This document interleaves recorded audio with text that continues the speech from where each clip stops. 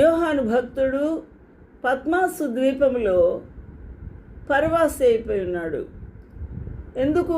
యేసును గూర్చిన సాక్ష్యము నిమిత్తము, యేసును గూర్చిన విశ్వాసమును కలిగి ఆయన కొరకు సాక్షిగా జీవించినందుకు.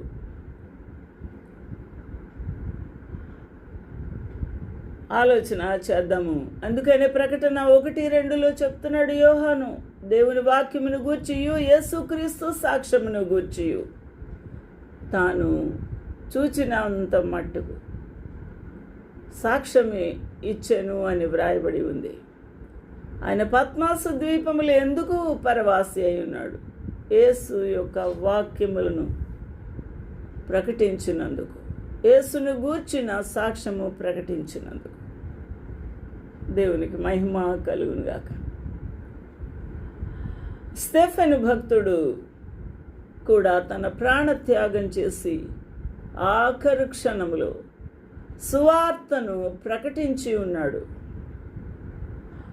యూదులకు, మత ఛాందసవాదులకు పెద్ద సభలో దేవుని యొక్క పరిశుద్ధాత్మ చేత నింపబడిన వాడై వారికి సువార్తను ప్రకటించి ఉన్నాడు.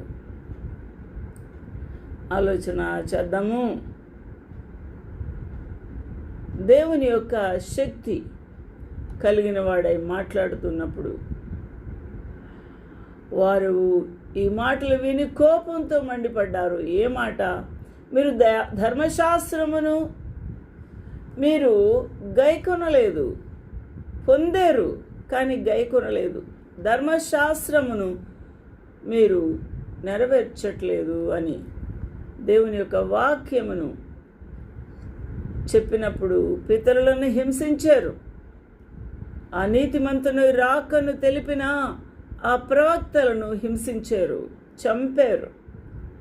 ఆయనను మీరు ఇప్పుడు అప్పగించి హత్య చేసిన వారు అయితిరి. ఎవరిని? యేసుక్రీస్తు ప్రభును అని ఆ మహాసభలో మాట్లాడినప్పుడు వారు పళ్ళు కొరుకుతూ ఉన్నారు. ఆఖరి క్షణంలో చివరిగా తన ప్రాణహాని ఉన్నదని కూడా ఎరిగి వారు చేసిన దోషమును, పాపమును వారు ఎరుగునట్టుగా దేవుని యొక్క వాక్యమును ప్రకటించి ఉన్నాడు. మీ పితరులు ప్రవక్తల్లో ఎవరిని హింసింపక ఉన్నారు? అందరినీ హింసించారు. ఆ నీతిమంతుడైన